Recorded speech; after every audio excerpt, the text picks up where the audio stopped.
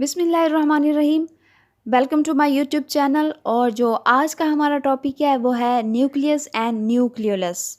जिस तरह सेल में बहुत सारी ऑर्गेनेलीज होती हैं जैसे कि माइटोकॉन्ड्रिया, राइबोसोम, गोल्जी बॉडीज़ और भी इसी तरह से ऑर्गेनेलीज होती हैं। तो इन सब ऑर्गेनेलीज में एक और ऑर्गेनेली भी होती है जिसको हम न्यूक्लियस बोलते हैं। और ये जानवरों के सेल में ये जो न्यूक्लियस है वो सेंटर में होता है। पौधों के सेल में ये थोड़ा साइड पर होता है। क्योंकि वहाँ पे एक बड़ा वैक्यूल मौजूद होता है। देखिए, एक फैक्ट्री है और उस फैक्ट्री में डिफरेंट टाइप के डिफरेंट डिपार्टमेंट हैं और वो डिपार्टमेंट अपना अपना काम कर रहे होते हैं। अब इन डिपार्टमेंट की जो चेकिंग आउट करता है वो इन सब डिपार्टमेंट से एक और बड़ा डिपार्टमेंट होता है। वहाँ पे एक मैनेजर बैठा होता है जो कि सब कामों को देख रहा होता है, उनको मैनेज कर रहा होता है। सेम इसी तरह से जो सेल है, सेल में डिफरेंट टाइप की ऑर्गेनेलीज होती हैं, वो अपना अपना काम कर रही होती हैं और उस कामों की चेकिंग आउट जो करता है वो एक और बड़ी ऑर्गेनेली है जिसको हम न्यूक्लियस बोलते हैं। न्यूक्लियस को ब्रेन ऑफ द सेल भी बोला जाता है। क्यों बोला जाता है? देखें, जिस तरह से हमारी बॉडी है, हमारी बॉडी में एक ब्रेन है, तो वो ब्रेन ही हमारे काम को कंट्रोल करता है। हम क्या खा रहे हैं, क्या पी रहे हैं, क्या काम कर रहे हैं, वो सारा का सारा जो कोऑर्डिनेशन का काम है या फिर कंट्रोलिंग सिस्टम है वो हमारा ब्रेन के थ्रू हो रहा है। तो इसी तरह से ये जो न्यूक्लियस है ये भी सेल का ब्रेन सिस्टम है। ये ब्रेन ऑफ दिस सेल इसको बोलते हैं। न्यूक्लियस को एक और नाम भी दिया जाता है कैरियन का। अगर हम न्यूक्लियस, इसके स्ट्रक्चर और इसके फंक्शन के ऊपर जस्ट स्टडी करें तो इसकी स्टडी को हम बोलते हैं karyology. The study of nucleus, their function and their structure is known as the karyology. Nucleus को सबसे पहले जिसने डिस्कवर किया वो एक साइंटिस्ट थे जिनका नाम था रॉबर्ट ब्राउन। अब हम इसका डिस्कस करते हैं स्ट्रक्चर, कि इसका स्ट्रक्चर कैसे बना हुआ है और इसमें कौन कौन सी और चीज़ें हैं। ये है न्यूक्लियस की डायग्राम। यहाँ पे हम इसके स्ट्रक्चर को स्टडी करते हैं। यहाँ पे ज़रा इसके डायग्राम पे गौर करें तो ये जो न्यूक्लियस है ये डबल मेम्ब्रेन है।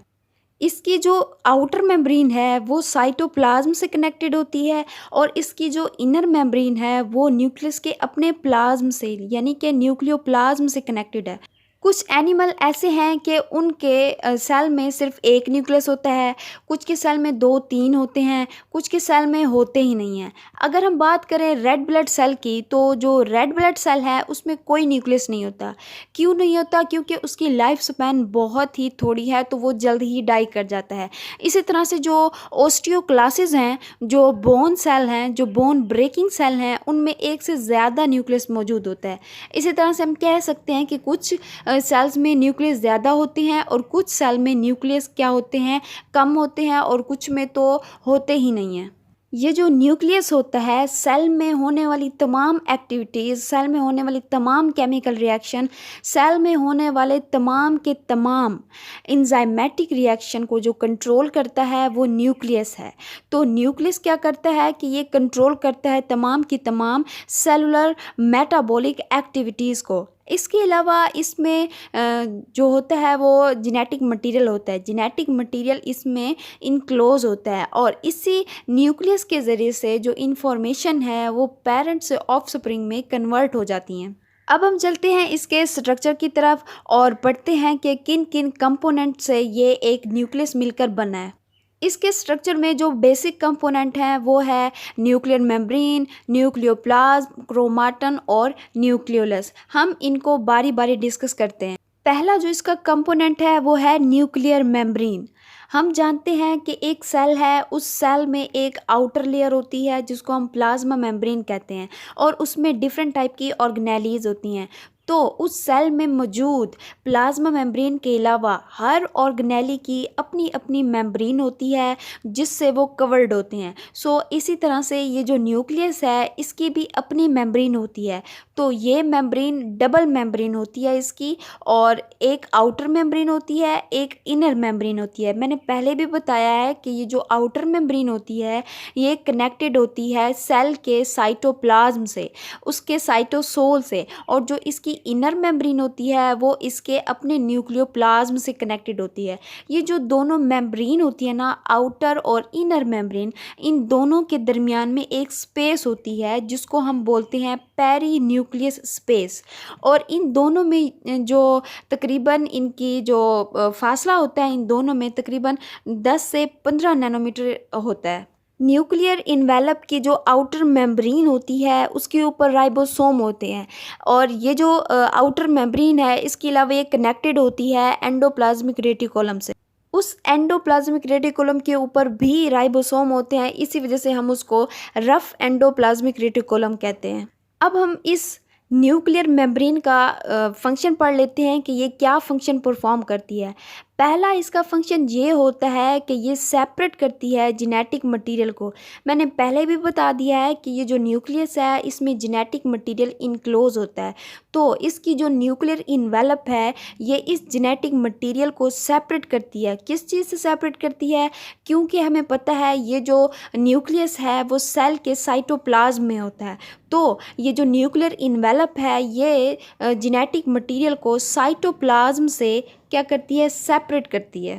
इसके अलावा ये बैरियर का काम करती है कि ये डिफरेंट टाइप के जो लार्ज मॉलिक्यूल होती हैं उनको प्रिवेंट करती है सेल एंट्री में, वो इनको अंदर दाखिल नहीं होने देती। इसके अलावा जो न्यूक्लियर मेम्ब्रेन में एक और चीज़ होती है वो न्यूक्लियर पोर्स होते हैं। ये पोर्स बहुत ज़्यादा होते हैं, इनकी तादाद तकरीबन 3000 से 4000 तक होती है। अच्छा, अब ये पोर्स कैसे बनते हैं और इनका क्या काम है? न्यूक्लियर इन्वेलप की दोनों मेम्ब्रेन, आउटर और इनर मेम्ब्रेन जहाँ पे फ्यूज़ होती हैं तो वहाँ पे पोर्स बन जाते हैं, वहाँ पे सुराख बन जाते हैं। अब ये सुराख चैनल का काम करते हैं। चैनल का किस तरह से काम करते हैं? वो ऐसे कि ये जो इसकी न्यूक्लियर मेम्ब्रेन है ये प्रिवेंट करती है, बैरियर का काम करती है, लार्ज मॉलिक्यूल को अंदर नहीं आने देती। तो जो ये पोर्स होते हैं इन पोर्स के ज़रिए से जो लार्ज मॉलिक्यूल हैं वो एंटर हो जाते हैं। इसी तरह से ये जो पोर्स हैं ये एक किस्म का चैनल बनाते हैं, एक किस्म का टनल का काम करते हैं। न्यूक्लियर इन्वेलप में एक और जो चीज़ होती है वो है न्यूक्लियर लैमिना।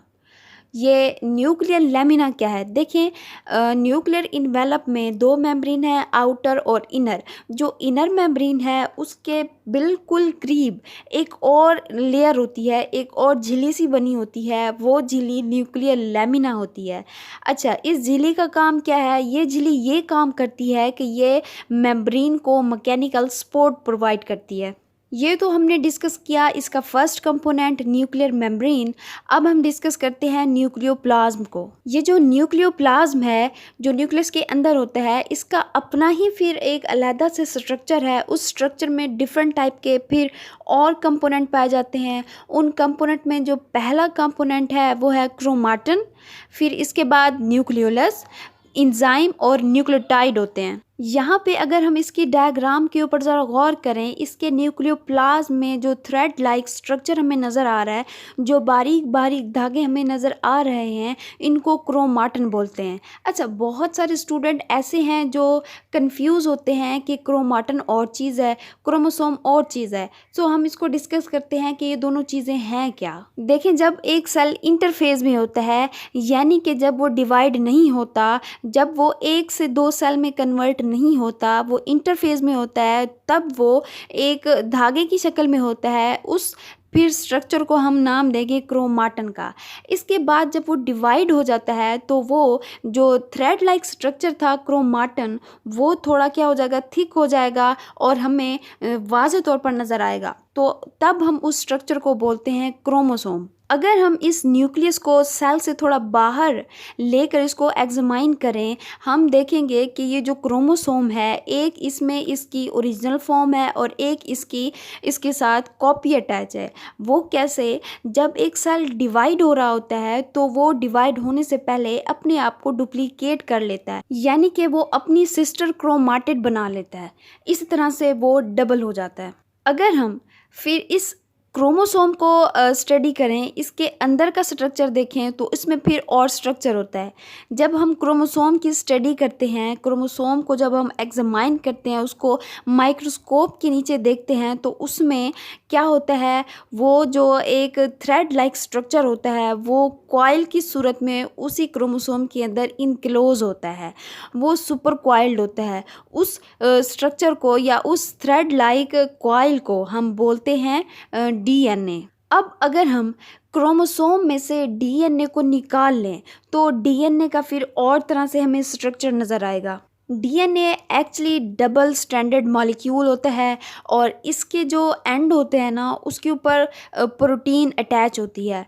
प्रोटीन जो अटैच होती है उसको हम हिस्टोन प्रोटीन कहते हैं। इस डबल हेलिक्स ने इस हिस्टोन प्रोटीन को वार्प किया होता है, फिर कुछ फासले के ऊपर फिर अटैच होती हैं। इसी तरह से ये स्ट्रक्चर चलता रहता है।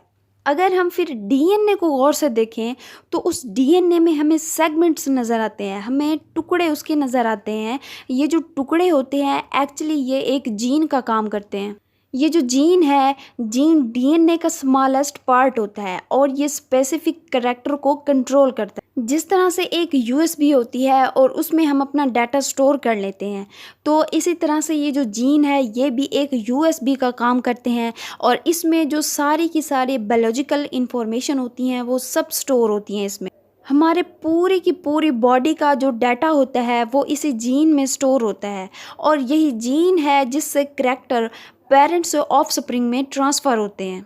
ये जो करैक्टर हैं इनमें हमारी हाइट हो सकती है, हमारी स्किन का कलर हो सकता है, हमारी आइज़ कलर हो सकती है, बालों का कलर हो सकता है, हमारी 5 फिंगर होती हैं। ये सारी की सारी इनमें इंफॉर्मेशन जो होती है वो जीन कंट्रोल कर रहा होता है। मैंने आपको बताया है कि ये जो न्यूक्लियस होता है उसके न्यूक्लियोप्लाज्म में थ्रेड लाइक स्ट्रक्चर होता है क्रोमाटिन। उससे फिर एक और स्ट्रक्चर बनता है जिसको हम बोलते हैं क्रोमोसोम। क्रोमोसोम में फिर क्या होते हैं, डीएनए होते हैं। डीएनए के ऊपर क्या होते हैं, जीन्स होते हैं और ये जो जीन्स हैं एक्चुअली ये हमारी विरासती खुसूसियात को कंट्रोल कर रहे होते हैं। इसी तरह से न्यूक्लियस में एक और कंपोनेंट होता है वो है न्यूक्लियोलस। एक्चुअली ये जो न्यूक्लियोलस है, न्यूक्लियस में ये थोड़ा लार्ज साइज़ का होता है, ये थोड़ा प्रोमिनेंट होता है। ये जो न्यूक्लियोलस होता है एक्चुअली ये मैन्युफैक्चर करता है और एग्जाम्पल करता है राइबोसोम को। और राइबोसोम क्या होते हैं, राइबोसोम एक्चुअली प्रोटीन फैक्ट्री होते हैं। ये जो न्यूक्लियोलस होता है ये थोड़ा डार्कली स्टेन्ड होता है और इसमें एक ख़ास किस्म का डीएनए होता है। वो डीएनए फिर किसी भी किस्म का आरएनए बना सकता है और फिर वो डीएनए आरएनए बनाता है। हम जानते हैं कि हमारे सेल को एनर्जी की ज़रूरत होती है। ये एनर्जी हमें प्रोटीन से मिलती है। ये प्रोटीन राइबोसोम से बनती है और राइबोसोम एक्चुअली न्यूक्लियोलस के अंदर बनते हैं। और जब ये प्रोटीन बन जाती है राइबोसोम के थ्रू तो कुछ प्रोटीन रफ एंडोप्लाज्मिक रेटिकुलम के पास चली जाती है और कुछ जो प्रोटीन है वो इस न्यूक्लियर इन्वेलप के पोर्स से फिर बाहर चली जाती है। क्योंकि हम जानते हैं कि एक सेल है उसको एनर्जी की ज़रूरत होती है। ये एनर्जी हमें प्रोटीन से मिलती है और ये जो प्रोटीन है ये हमें राइबोसोम से मिलती है क्योंकि ribosome he factory of protein होते हैं। ये जो राइबोसोम है एक्चुअली कहाँ बनते हैं, न्यूक्लियोलस में बनते हैं। अब हम इसका फंक्शन डिस्कस कर लेते हैं। पहला जो इसका फंक्शन है वो ये कि ये कंट्रोल करता है विरासती खुसूसियात को ट्रांसफ़र कैसे करते हैं पेरेंट्स से ऑफस्प्रिंग में। एक तो ये ट्रांसफ़र करता है, दूसरा इसका काम ये है कि ये विरासती खुसूसियात को कंट्रोल भी करता है और स्टोर भी करता है।